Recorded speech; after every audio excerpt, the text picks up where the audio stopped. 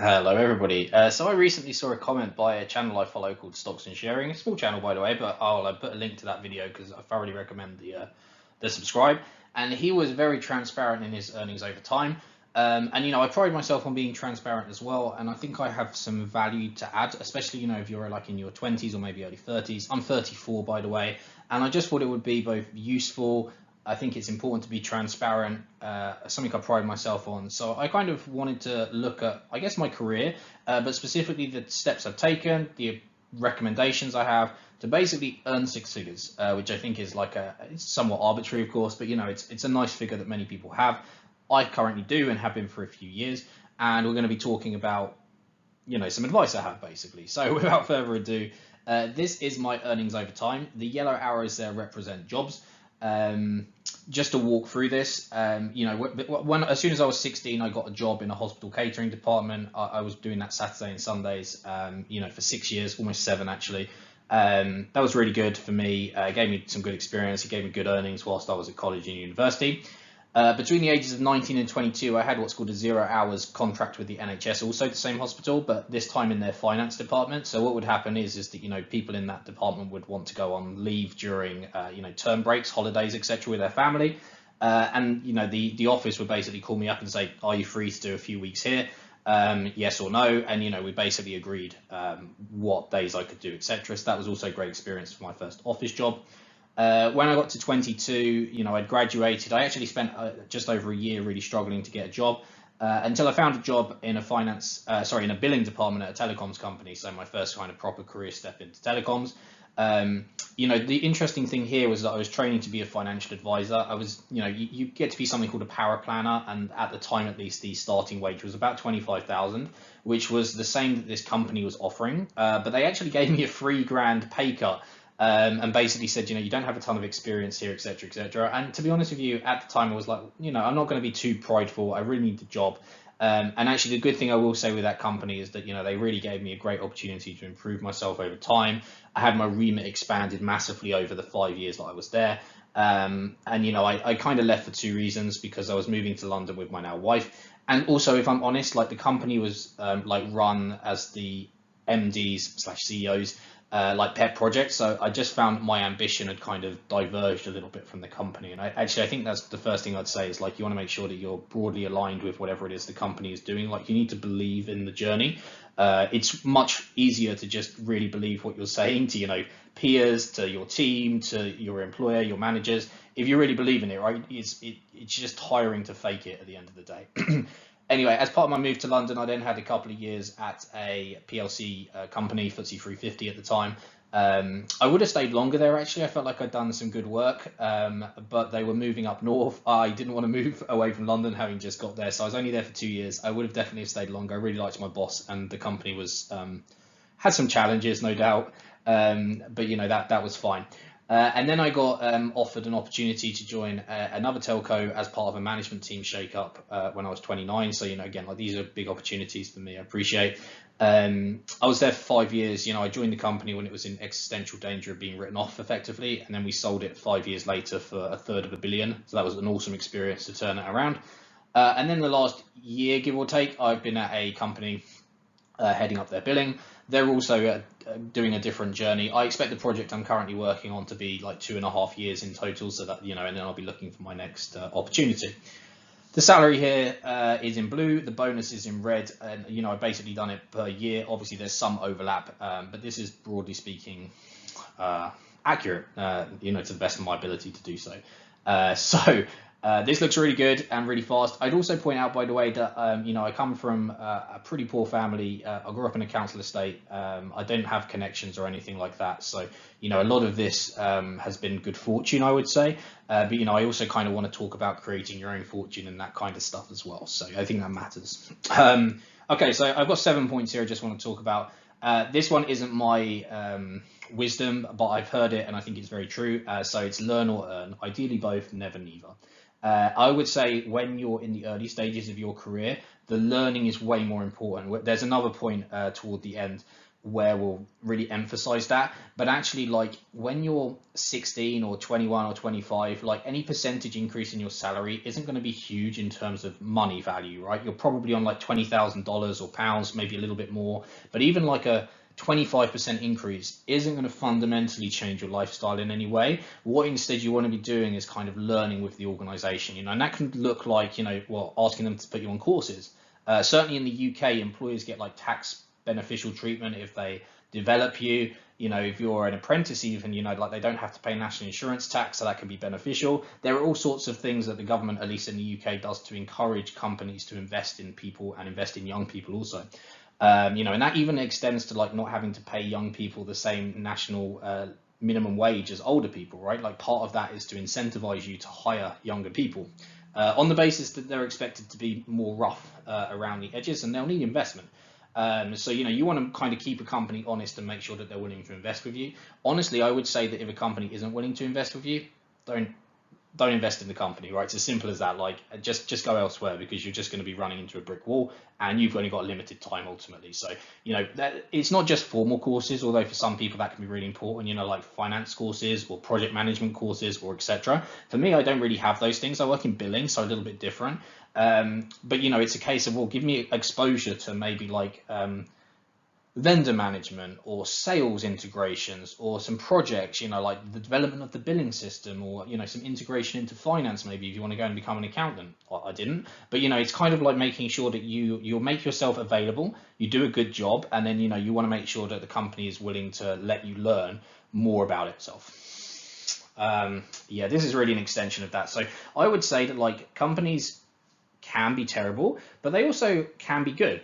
And ultimately, like, you want to find the good companies, and you want to be willing to invest in those companies that are good and will ultimately invest in you, right? That should be a mutual beneficial relationship that you have, right? They invest with you, you can do more stuff and better, therefore you deliver more for them, you then go and ask for more, and you basically just want to keep doing that. Like, that's a very good way. Also as well, when I see CVs or like LinkedIn profile, oh, by the way, CV if you're American, resumes, but when I see CV/resumes or LinkedIn profiles, and like somebody's had like 4 different jobs in a company across like 6 years, that to me really indicates that that person is very good at what they do, because ultimately a company is only going to waste time investing in you, training you, letting you take on more responsibilities if they really believe in you. To me, that looks infinitely better than you having 4 different jobs in 6 years, right? That's just actually looks terrible to me, unless they're specifically contract jobs.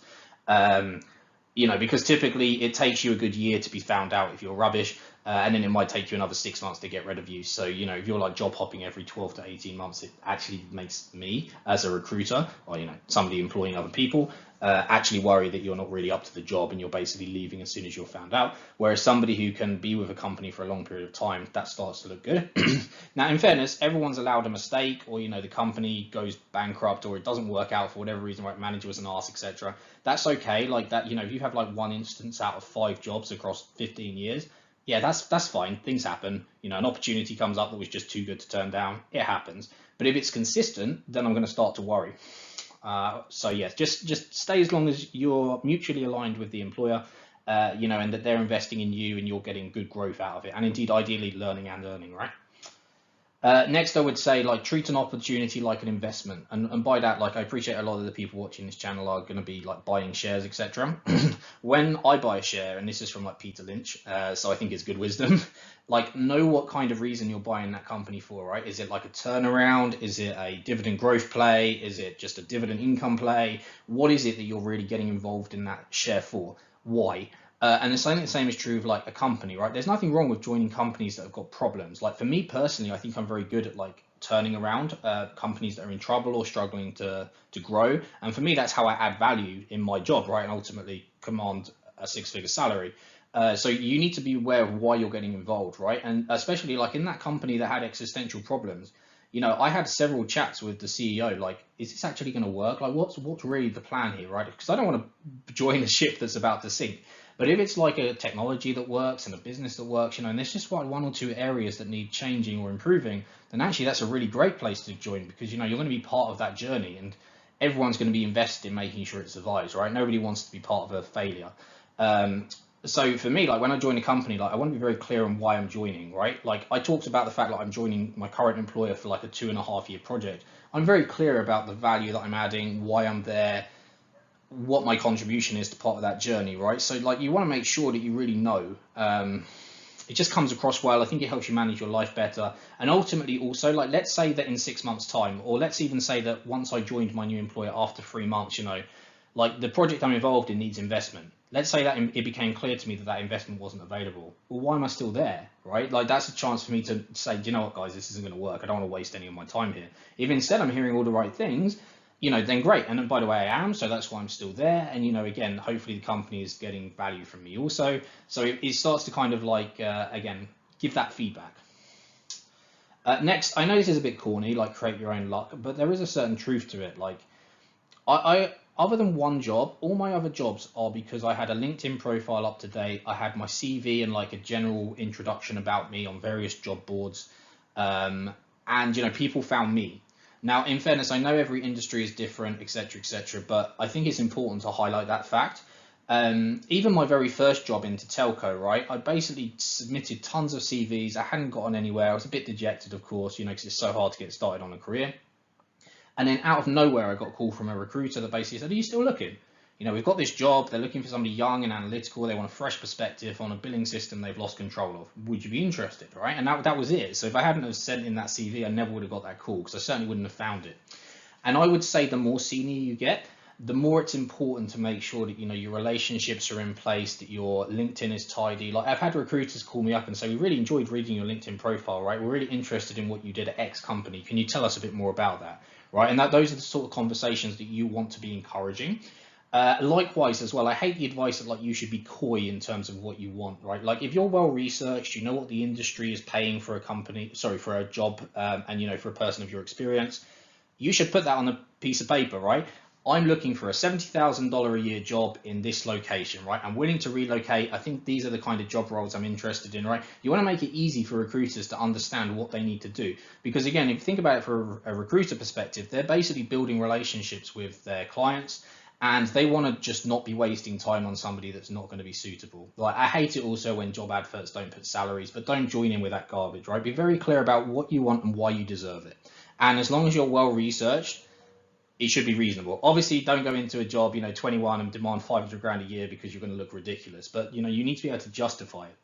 And for me, I've had very little need to negotiate, certainly when changing jobs, because I was so frank about what it was that I was earning. And within jobs, especially when I've been like changing job roles, sure, that's a chance to negotiate, right? You've already got that relationship. They already know hopefully that you're good. Then you do it. But when you're joining a company, like if you've been honest from the outstart, hopefully they've been honest as well. You can usually make it work without the need to kind of throw in an 11th hour negotiation grenade. It should be pretty aligned. And for me personally, like I've actually literally never had a need to negotiate a salary when I joined another company, because it was just so much like, it started at the start of the journey. This is what I want. This is why I deserve it. This is what I can bring to your organization, right? Hire me. This is what I'm worth. And as long as you're realistic in that, then that's going to be an acceptable starting point from a company, right? They're not expecting you to work for free, and you need to go from there. Man, this one really bugs me. It's one of the things, and again, like I mentioned, right, I grew up on a council estate. One of the things that drives me bonkers is when like people are poor and do nothing about it, right? Like I know it sucks to be poor. I totally get it, right? It's miserable. It's hard. You can't sustain shocks. You constantly feel like you're sacrificing. Life is just harder when you have no money, right? I think like that shouldn't be a surprise to anybody. I totally get it. And just because I'm earning six figures now, it doesn't mean that every time I go home I didn't see it. It doesn't mean I don't have a memory to remember what 7p noodles look like, or Asda's own brand baked beans and jacket potato for dinner look like, right? Like I totally get being poor is not as much fun as eating steak and like foie gras and whatever else you want to throw in there. But the thing is, like, if you're honestly not happy, like, you need to do something about it, right? Don't sit around being fat, moaning that you're fat, and then not do something about it, right? Because that's making you sad. If you're poor, do something about it, right? And for me, Yeah, you have an opportunity to reduce costs, but honestly, you can only ever reduce costs 100%, right? And at the end of the day, that means you're literally spending nothing, so it's not really reasonable. You should be able to multi-bag your income. Like that's ultimately the approach that you should take. And again, it's going to be very slow moving at first of all. Like I would say it's like compounding, right? Like nobody gets excited when you're just earning a few pence in dividends. But the idea is that in 10, 20, 30 years time, that's become something great. And like it's really hard. And this is again something that I saw a lot on the council estate. People go for like moon shoots, right? They buy scratch cards and lottery tickets. Yeah, okay, occasionally somebody hits the jackpot and their life is made, but most of the time you're just making your situation even worse. Instead, you need to focus on those gradual accumulative improvements, right? Rather than just focusing on 100 grand a year job fresh out of university. You're almost not going to get it unless you're a lawyer or a stockbroker or a very handful of professions.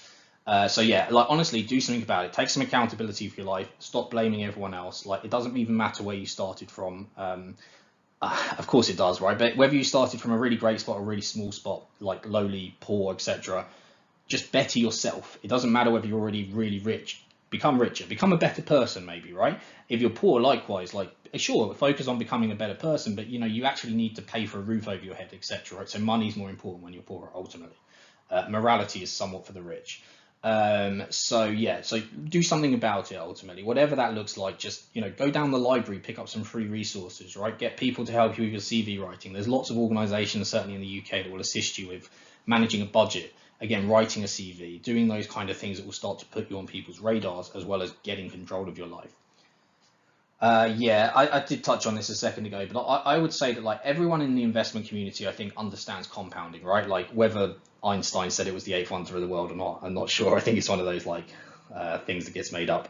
But like it's amazing. Like once you get your head around compounding, you're like, oh my goodness, this cup of coffee today is going to cost me like $60 in 20 years time because of the nature of compounding, right? It's pretty scary the way that it adds up. But something that's I never see spoken about is the way that careers are compounding as well, right? Like when you're in your 20s, the idea is that you can just waste this time, right? It's a time to be experimenting and finding yourself, right? That can be useful, like to understand who you are, right? Okay, I get it. That has some value, but I really mean that, right? Don't like focus on who you are by going to a beach in Bali and getting high every night, right? Or drunk in the Philippines. It's not really adding to you. What you want to be doing is finding out what makes you happy, right? What do you want from life, right? Are you the kind of person that needs money to be happy? Maybe you are. I think I am, to be honest with you. I'm much happier when I have, security and comfort. I can't help it. It's just the way I am. And when in my last employer, sorry, two ago, I was doing like a kind of charitable thing where we were meeting with like 16-year-olds at deprived schools in London.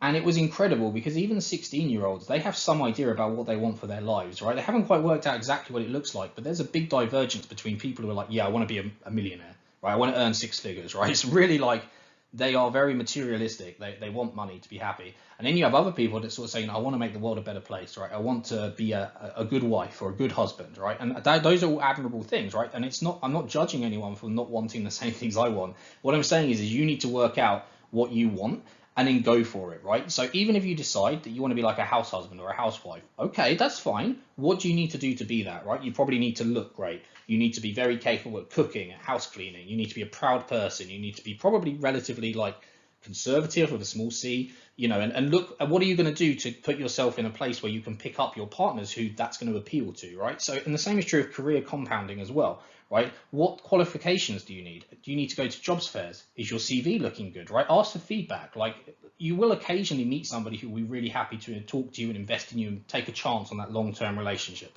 Use it. And likewise as well, like the sooner you get started, either on your business or more typically a career, the better it will be for you. Like if you look here, like my 16 to 22, like, yeah, my earnings increased. Sure, I was picking up a lot of overtime in the finance department. Great. But ultimately, it wasn't until I would say, got moved to London, and suddenly my salary was like 50k. And I actually felt like 50k in London, by the way, is like about a third above the average wage in London. So that I started to feel quite well off once I hit the 50k, I would say, like definitely comfortable. Everything beyond there, of course, is just an exaggeration of that, where I can start having, investments, etc., etc. So like, but that first like 10 years, if you start at 16, it's really slow going. But you need that foundation.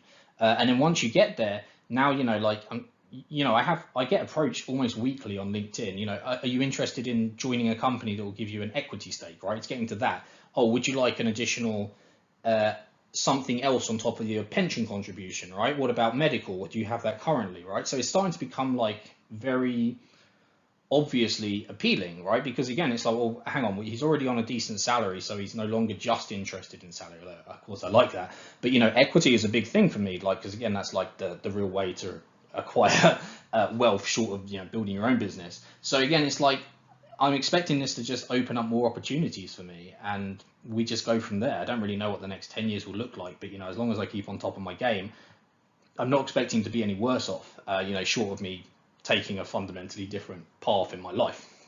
So, and last but not least, I haven't seen this talked about anywhere else, so I'm going to claim credit for it. If it is out there, then it probably is somewhere. But I would say treat your early life/career as a startup. And by that, I mean like focus more on your long-term increases in revenue. And again, I'm talking revenue here because this is a career focus. But if you're more interested in being that house husband or housewife, then focus accordingly, right? Like look at the long term, what you need to do to become that person you want to be in 5 years' time. And the same is true here on a career, right? I know you don't want to like have costs that are at risk of ruining you, but ultimately, again, the costs are so small when you're starting out, right? Or they should be. You're probably only earning like 20,000, something like that. So your cost should be, maybe they'll even be a bit higher, right? But ultimately, it doesn't really matter too much in the long run. If you need to pay £2,000 to get yourself a project management qualification or a finance qualification, do it. Hopefully you can do it on the cheap, or you can, get some free resource somewhere, or again, you can get a company to invest in you. But ultimately, don't worry too much about balancing the books for the first 10 years of your career, because it doesn't really matter. Again, you can only reduce costs by 100%, right? And if you try to get anywhere near that, you're going to be homeless. And to be fair, maybe you can move in with your parents, right? Maybe that's perfectly viable, but don't turn down an opportunity in another city because you're going to have to pay rent, right? That opportunity is way more important than having the comfort of a hot meal in the evening from your mum, right? And again, I totally get that. You need to be putting yourself out there. And, one of the reasons why we see divergences in earnings as people get older, and by gender and various other things, is that, like if you're willing to take risks and opportunities that are presented to you, you will do better. Like that's objectively data driven. You're going to do better if you're willing to move, if you're willing to work unsociable hours, if you're willing to basically get stuck in jobs that nobody else wants to do. It's going to help ultimately, right? That's going to be it. So for me, like it's way more important to focus on how you turn 20,000 into 100,000, probably into like 200, into more, than it is to worry about, nickel and diming some costs, like, getting your mum to do your laundry because you don't want to put the washing machine on, right? Those kind of things just aren't worth it. And instead you want to be spending your time focusing on what you need to do to increase your income.